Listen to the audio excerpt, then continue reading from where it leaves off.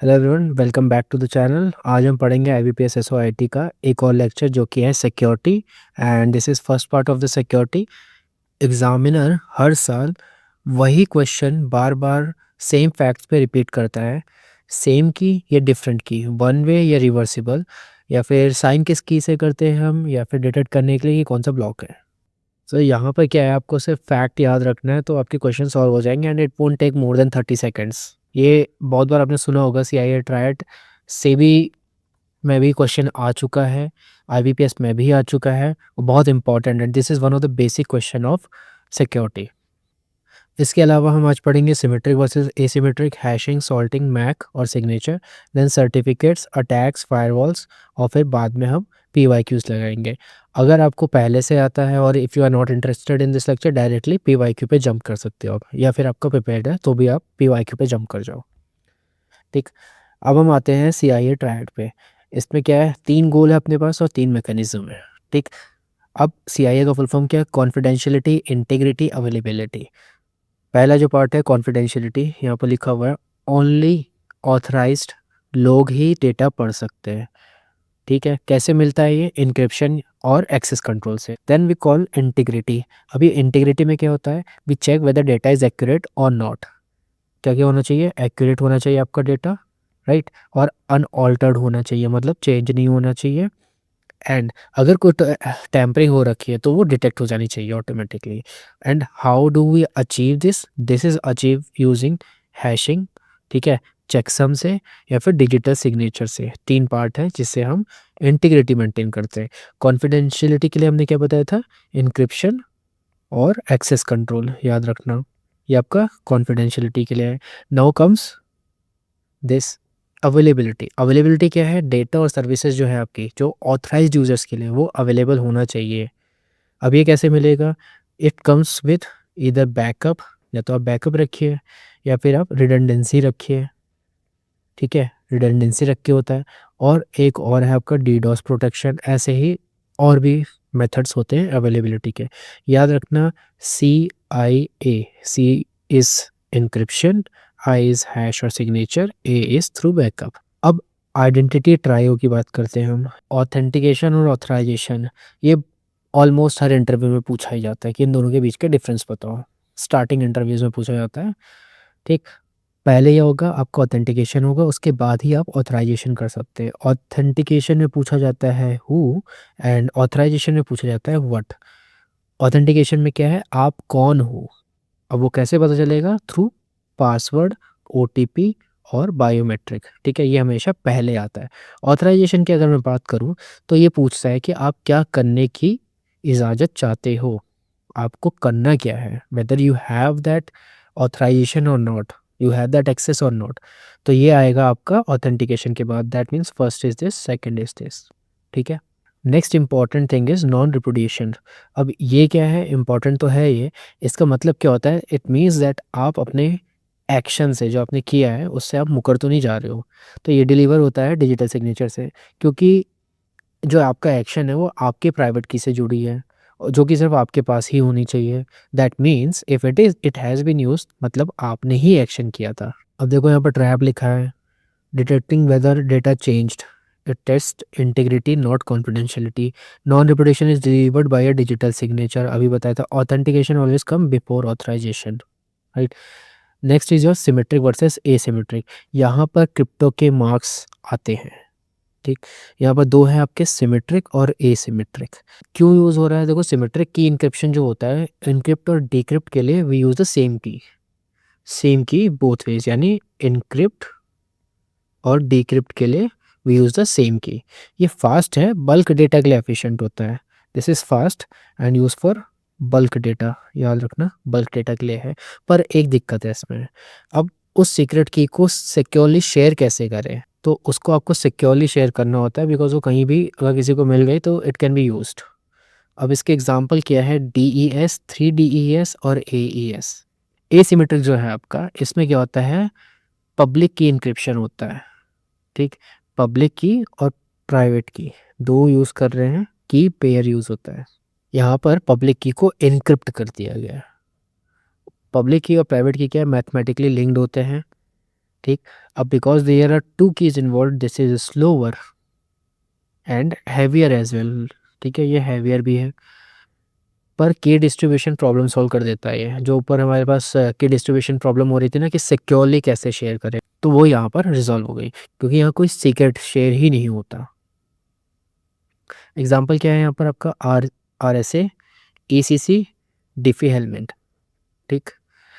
अब ध्यान दो, जो आपका साइज होता है इन कीज़ का, वो बहुत ध्यान देने लायक है। जैसे अगर मैं बात करूँ DES का, ठीक, तो इसका होता है 64 बिट, एंड यहाँ पर क्या है, 64 बिट में से 8 बिट्स जो हैं आपके, ये पेरिटी है, तो 8 बिट्स जो है आपके वो पेरिटी वाले हैं। तो इफेक्टिवली की लेंथ कितनी हो जाएगी आपकी, 56 बिट की, राइट। दिस इज योर की लेंथ। अब यही छोटे साइज की वजह से DES जो है इनसिक्योर हो जाता है। सो व्हाट हैपेंड, DES के बाद आया आपका 3DES और AES। ठीक। AES में क्या होता है आपका, 128 बिट है, 192 हो सकता है, या फिर 256 बिट कीज होते हैं। और अगर मैं RSA की बात करूं, RSA किसी भी बड़े नंबर को फैक्टर करने की डिफ़िकल्टी पर टिकी है। ACC एलिप्टिक कर्व्स यूज़ करता है, सेम स्ट्रेंथ छोटी कीज़ में। और एक ट्रैप है यहाँ पर जो है डिफ़ी-हेलमैन, इसको भी ध्यान दो। डिफ़ी-हेलमैन एक की एक्सचेंज मेथड है, दो पार्टीज एक ओपन चैनल पर शेयर्ड सीक्रेट एग्री करते हैं, ये मैसेज को खुद इनक्रिप्ट नहीं करता है। इसको पढ़ लो, ये हुक है आपका, ये याद रखिएगा। याद कैसे करना है, सीक्रेट मैसेज यानी रिसीवर्स पब्लिक की, सिग्नेचर मतलब योर ओन प्राइवेट की। ठीक है। कॉन्फिडेंशियलिटी में क्या हो रहा है, encrypt it with the receiver's public key. Sender जो है भेज रहा है, सीक्रेट भेज रहा है, उसको इनक्रिप्ट कर देगा रिसीवर के पब्लिक की से, और रिसीवर को भेज देगा। यहाँ पर साइनिंग में क्या हो रहा होता है, नॉन रिपीटिशन में सेंडर क्या करता है, साइन हैश करता है सेंडर के प्राइवेट की से, सेंडर के प्राइवेट की से, और ऊपर क्या हो रहा था, रिसीवर के पब्लिक की से। यहाँ पर ऐसे यूज़ हो रहा है। ठीक है। ये 3 एग्जाम ट्रैप हैं, इसको पॉज करके पढ़ लो। I give you 3 seconds. Before we move to the next part, please share this video to any of your friend who is actually preparing for any of the government exams which is related to IT. या फिर कोई अगर college में भी है उसको पढ़ने का मन है, you can share it with them. This motivates me to make more and more video. And please do comment whatever topic you want in the next video. और अगर आप सेबी के लिए प्रिपेयर करना चाहते हो तो सेबी IT लिख दो, IBPS SO IT के लिए और वीडियोस चाहिए तो IBPS SO IT। ठीक। अब नेक्स्ट पढ़ते हैं अपना हैशिंग, सॉल्टिंग, मैक और सिग्नेचर। दो चीज़ों में लोग कंफ्यूज हो रहे थे, हैशिंग और एन्क्रिप्शन में। कंफ्यूज होना नहीं चाहिए, because these two are totally different concept. Hash function क्या होता है, वो एक इनपुट लेगा, फिक्स लेंथ डाइजेस्ट को प्रोड्यूस करेगा। क्या करेगा, एक इनपुट लेगा, उसका जो आउटपुट होगा ये क्या होगा, फिक्स्ड लेंथ का होगा। ठीक है। और ये जो आउटपुट है आपका, इसको हम डाइजेस्ट भी बोलते हैं, MD5 डाइजेस्ट, अगर आपने यूज़ किया हो तो। कितने टाइप के हैं ये, एक है आपका MD5, SHA-1, SHA-2, जिसको 256 भी बोला जाता है।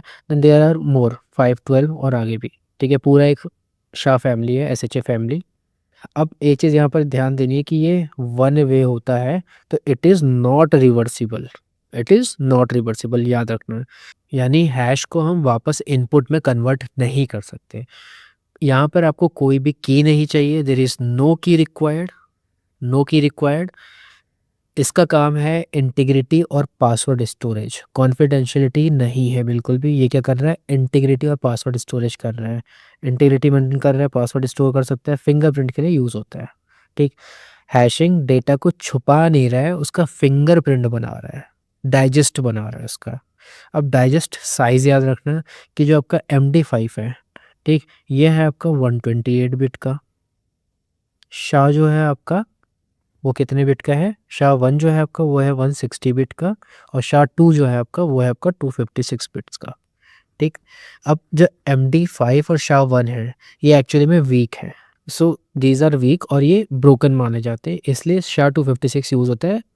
और this is the safe and modern choice, यहाँ पर लिख रखा है मैंने। अब बात करते हैं इनक्रिप्शन की।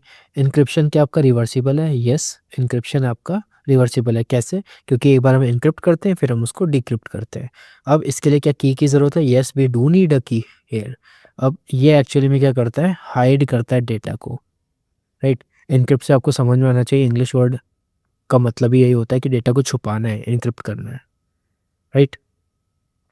अब एन्क्रिप्शन रिवर्सिबल है तो इसके लिए मतलब की भी चाहिए होगी ना अपने को वापस से डिक्रिप्ट करने के लिए, राइट? तो यहाँ पर we need a key and in hashing we don't need a key. इन दोनों के बीच का डिफरेंस आपको समझ में आ गया होगा। Then there is another thing which is encoding. Encoding क्या होती है? बेस 64 आपने कर रखी होगी, तो उसमें क्या होता है? बस फॉर्मेट बदलता है कि कोई की नहीं चाहिए यहाँ पर, और सिक्योरिटी तो बिल्कुल ही नहीं है यहाँ पर। And it is reversible as well.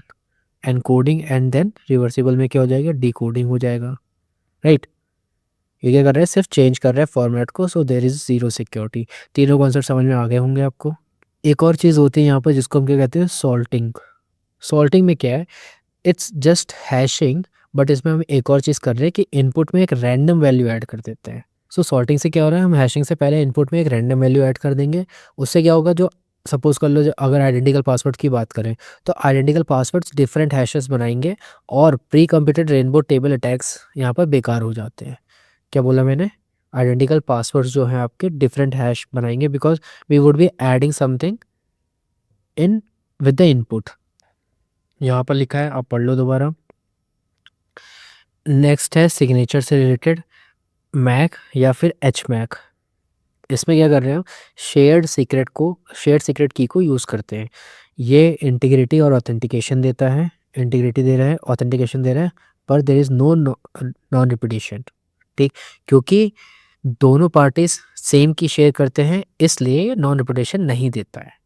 कोई भी साइड इसे बना सकती है, बिकॉज कोई भी साइड बना सकती है तो हमें पता कैसे चलेगा? That is why non repetition नहीं देता है। Another thing is digital signature. इसी नॉन रिपीटेशन को फिक्स कर देता है डिजिटल सिग्नेचर। कैसे? आप खुद मैसेज को हैश करते हो डिजिटल सिग्नेचर में, और फिर क्या करते हो? आप इनक्रिप्ट कर देते हो विद सेंडर्स प्राइवेट की। इससे सिग्नेचर देता है integrity plus authenticity plus non repetition. तीनों चीज़ें यहाँ पर दे रहा है और ऊपर क्या? नॉन रिपीटेशन नहीं दे पा रहा है। अब ट्रैप सही से पढ़ लो कि हैशिंग जो है आपका वन वे है, it needs no key and does not encrypt. MAC क्या है आपका? शेयर्ड की है, नो नॉन रिपीटेशन। याद रखो, no non repetition. Only a signature gives non repetition. ठीक, सिर्फ सिग्नेचर दे रहा होता है। और digital signature does not give confidentiality, क्योंकि आपको पता ही नहीं होगा कि किसने सेंड किया। अब नेक्स्ट इज और सर्टिफिकेट, पीकेआई एंड मॉलवेयर। ठीक है, सिग्नेचर क्या करता है आपका? सिग्नेचर प्रूव करता है कि किसने एक्शन लिया। सिग्नेचर क्या क्या बताएगा आपका? किसने एक्शन लिया। एंड सर्टिफिकेट क्या बताता है आपका? सर्टिफिकेट प्रूव करता है कि ये पब्लिक की किसका है। सर्टिफिकेट बताएगा कि ये पब्लिक की किसका है। अब मैं अगर बात करूं एक डिजिटल सर्टिफिकेट का, और डिजिटल सर्टिफिकेट एक पब्लिक की को एक आइडेंटिटी के साथ बाइंड करता है, जैसे कि कोई पर्सन है, सर्वर है या organisation. It binds a public key to an identity, person, server या ऑर्गेनाइजेशन। अब इसका एक स्टैंडर्ड फॉर्मेट है जो कि है ITUT X.509। इसलिए इसे हम क्या कहते हैं? X.509 सर्टिफिकेट बोलते हैं। अब अगर आपको ये चेक करना हो तो आप क्या करोगे? किसी भी फाइल में जाके आप अगर उस पर अगर आप उसको राइट क्लिक करके सिग्नेचर देखोगे उसका, तो आपको दिख जाएगा कि सर्टिफिकेट कौन सा है। अगर आप उसका डिजिटल सर्टिफिकेट देखोगे तो आपको पता चल जाएगा। अब यहाँ पर क्या रहता है? ये जो सर्टिफिकेट है आपका वो पीकेआई के अंडर रहता है। ठीक, पीकेआई के अंदर रहेंगे। पीकेआई क्या है? पब्लिक की इंफ्रास्ट्रक्चर है। और सीए, सीए क्या है आपका? Certificate authority. ये क्या है? वो ट्रस्टेड थर्ड पार्टी है जो सर्टिफिकेट्स को इशू करेगी, मैनेज करेगी और वैलिडेट करेगी। तीन काम है इसके: इशू, मैनेज और वैलिडेट। क्या चीज़? Certificate authority. आपको आपको बता रहे हैं, कोई भी फाइल है आपकी, उसका डिजिटल सिग्नेचर क्या है, सर्टिफिकेट अथॉरिटी क्या है, आप चेक कर सकते हो। ध्यान रखना, सर्टिफिकेट और सिग्नेचर को अलग रखना। सर्टिफिकेट जो है आपका बता रहा है आइडेंटिटी को की के साथ मैप कर रहा है। आइडेंटिटी टू पब्लिक की बाइंडिंग क्या कर रहा है? कौन कर रहा है? सर्टिफिकेट कर रहा है। और जो इसको इशू करने वाला है वो कौन है? Certificate authority. और जो आपका सिग्नेचर है that is actually non reputation. Non reputation का क्या है? मैकेनिज्म है। ठीक। अब बात करते हैं मॉलवेयर की। अब मॉलवेयर क्या होता है? किसी भी मैलिशियस सॉफ्टवेयर का अम्ब्रेला टर्म है malware. There can be different type of malware. इसमें आता है वायरस, वॉर्म, ट्रोजन या फिर रैंसमवेयर। रैंसमवेयर अभी रिसेंटली अटैक हुए थे, तो याद होना चाहिए आपको रैंसमवेयर का। जनरली क्या होता है, सिक्योरिटी वाला जो टॉपिक है उस पे कोई रीसेंट अगर अटैक्स हुए हैं या फिर कुछ रीसेंट हुआ है तो उससे रिलेटेड क्वेश्चंस आते ही आते हैं। तो आप सर्च भी कर सकते हो कि top 10 recent cyber security attacks. तो आपको जो मिल रहे हैं आप उसके बारे में थोड़ा थोड़ा पढ़ लो, फॉर श्योर आपके 1-2 क्वेश्चन तो सॉल्व हो जाएंगे। ठीक। अब वायरस की अगर मैं बात करूँ, ये एक होस्ट के साथ चिपका हुआ रहता है। चलने के लिए उसे एक यूज़र एक्शन चाहिए। ठीक। बिना यूज़र एक्शन के वायरस नहीं चलेगा। तो what do you need? Host plus user action चाहिए यहाँ पर आपको। ठीक है। अब वॉर्म की अगर मैं बात करूँ तो ये होस्ट फाइल के साथ नहीं रहता, ये सेल्फ रेप्लिकेटिंग है। This means it is self replicating. ठीक है, याद रखना।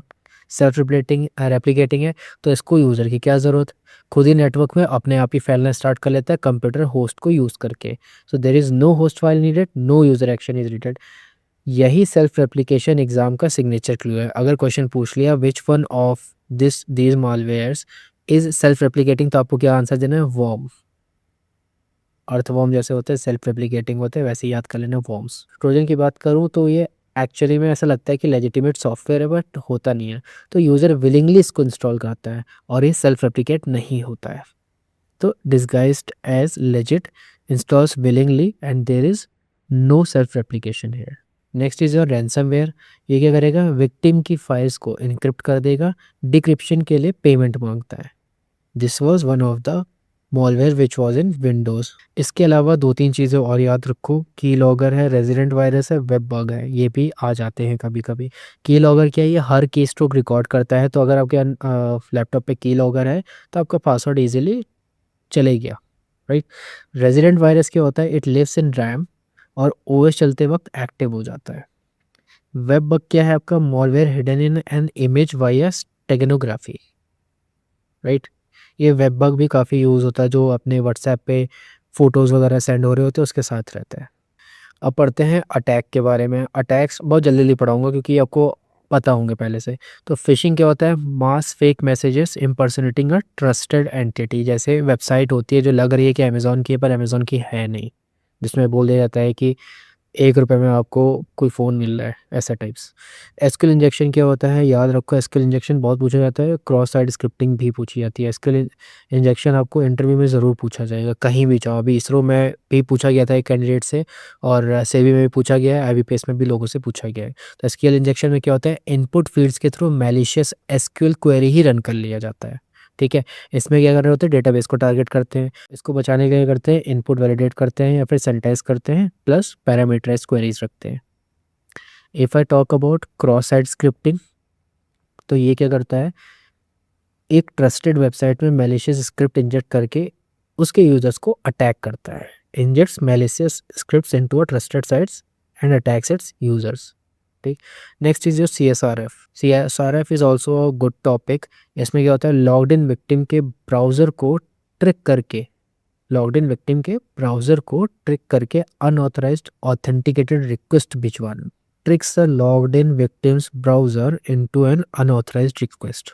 ध्यान से पढ़ लो दोबारा। Another good is man in the middle attack.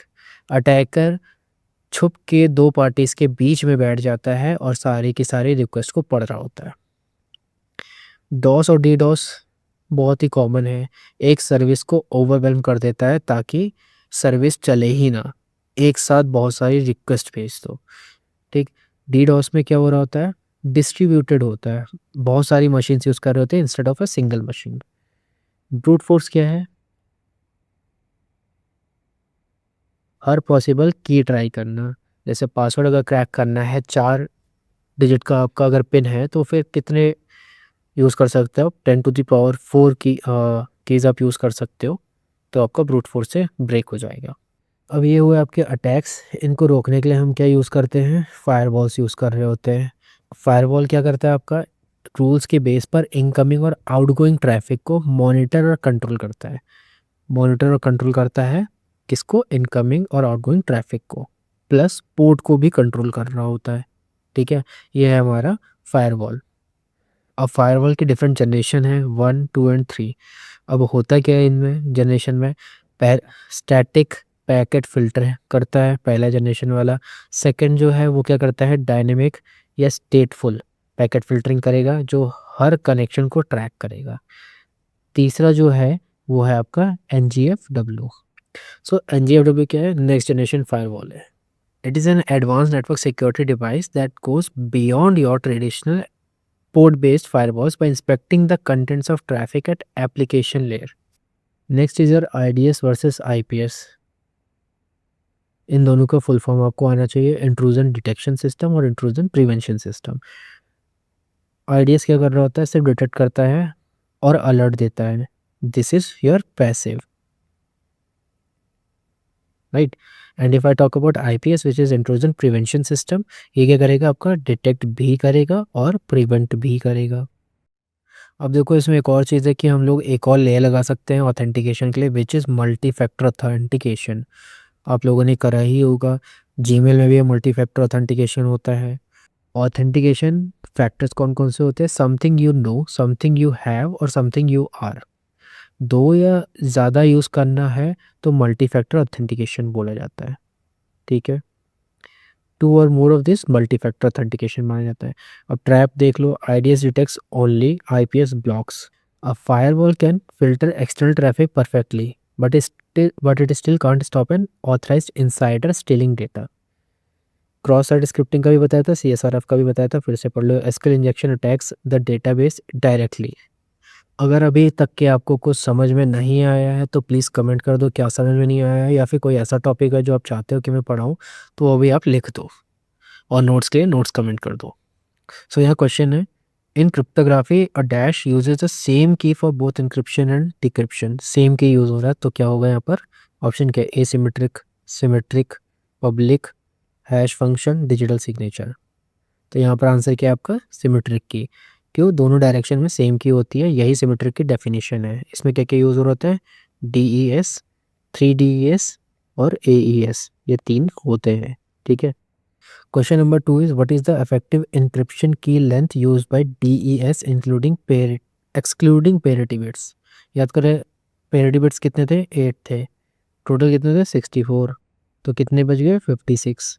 ठीक है, क्वेश्चन नंबर 3 है हमारा, इन asymmetric encryption which key is used to encrypt the message before sending. Send करने से पहले हम क्या कर रहे हैं? इंक्रिप्ट कर रहे हैं। किसमें? एसिमेट्रिक में। इसका आंसर है रिसीवर्स पब्लिक की। बाकी कहाँ कहाँ यूज़ होती है ऊपर जो पढ़ाया था उसको फिर से देख लेना। एक और चीज़ याद रखना कि कॉन्फिडेंशियलिटी के लिए एन्क्रिप्ट करते हो रिसीवर की पब्लिक की से, सिर्फ उनकी प्राइवेट की डिक्रिप्ट कर सकती है। That is why we use receiver's public key. Question number 4 is how is the salting technique use in hashing for enhanced security. Salting कैसे यूज़ कर रहे होते हैं? याद करो, पासवर्ड के लिए कर रहे होते हैं हम लोग। याद करो, पासवर्ड के लिए यूज़ कर रहे होते हैं हम लोग। ठीक, इसमें क्या कर रहे थे? Converts plain text using MDS, adds a random value to the input before hashing, तो ये सही है। Encrypt the hash with symmetric encryption, stores the hash without modification, compress the hash, तो B is your right answer. क्या use कर रहा होता है यहाँ पर? MD5 यूज़ कर रहा होता है, या फिर कोई और हैश यूज़ कर सकते हैं। Question number 5 is which of the following is mainly use for non repetition in cyber security. अब यहाँ पर आ गया नॉन रिपीटेशन, तो आपको सीधे आंसर याद होना चाहिए। नॉन रिपीटेशन क्या है आपका? Digital signature.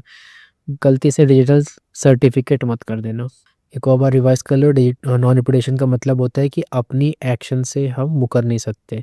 सिर्फ डिजिटल सिग्नेचर ये देता है क्योंकि प्राइवेट की से जुड़ा है ये। डिजिटल सर्टिफिकेट जो है यहाँ पर वो है एक ट्रैप। ठीक, सर्टिफिकेट से बताता है कि की किसका है, सिग्नेचर बताता है एक्शन डिनाई नहीं हो सकता। क्वेश्चन नंबर 6 की बात करें, which of the following is standard used for digital certificates in a public key infrastructure. Standard use for digital certificate, ये याद होगा आपका X509। अब यहाँ पर जो RSA और AES देखोगे यहाँ पर, ये क्या है? क्रिप्टो के नाम है। प्लॉजिबल लगते हैं पर सर्टिफिकेट फॉर्मेट पूछा गया यहाँ पर। क्वेश्चन नंबर 7 की बात करूँ, what type of virus uses computer host to reproduce itself across network. Reproduce करने के लिए। तो रिप्रोड्यूस कौन करता है? खुद वर्म कर रहा होता है। ये बाकी जो है आप इनको एक बार पढ़ लेना, राइट। ऐसा हो सकता है कि अगली बार इन चारों में से कोई एक नाम ले लिया जाए। Question number 8 is which of the following threats is least effectively controlled by a traditional hardware firewall. Least effectively controlled firewall क्या करता है? ट्रैफिक को देख रहा होता है, मैनेज कर रहा होता है। तो एक्सटर्नल थ्रेट के लिए अच्छा है, पर ऑथराइज्ड इनसाइडर का ट्रैफिक उसे लेजिटिमेट लगेगा तो वो सीधे पास हो जाता है। तो यहाँ पर क्या होगा answer? D, data theft by authorized internal users. ये जो लास्ट में 1 पेज रिवीजन है ये बहुत इंपॉर्टेंट है, खास करके इस टॉपिक के लिए, बिकॉज इसमें ऐसी चीज़ें हैं जो आपको कंसेप्चुअली नहीं पढ़नी है, सीधे फैक्ट्स की तरह याद करने हैं। तो आप इसको कम से कम 3 से 5 बार तो पढ़ लेना, तो आपको ये याद हो जाएगा अच्छे से। पर समझ के पढ़ना, ऐसे नहीं कि बस पढ़ लिया। नेक्स्ट आपको कौन सा लेक्चर चाहिए आप मेरे को प्लीज़ कमेंट में करके बता दो।